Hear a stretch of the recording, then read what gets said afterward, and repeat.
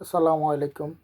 সম্মানিত দেশবাসী, আমি সকলকে আহ্বান জানাই 13ই তারিখ আওয়ামী লীগের এই গণমিছিল মেবি তারা জটিকা মিছিল যেটা বার করে। তো দেশবাসীর কাছে আমার বিনীত অনুরোধ, আপনারা যে বা যারা দেশে আছেন সবাই এই আওয়ামী লীগকে যা কিছু আছে তা দিয়ে রুখে দাঁড়ান। ওদের ওদেরকে যেখানে পাবেন সেখানে লাঠিপিটা করবেন।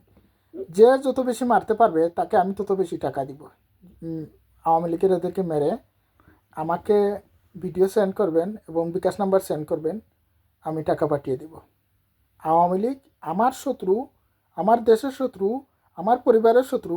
এই আওয়ামী লীগ কোটি কোটি টাকা বিদেশে পাচার করছে।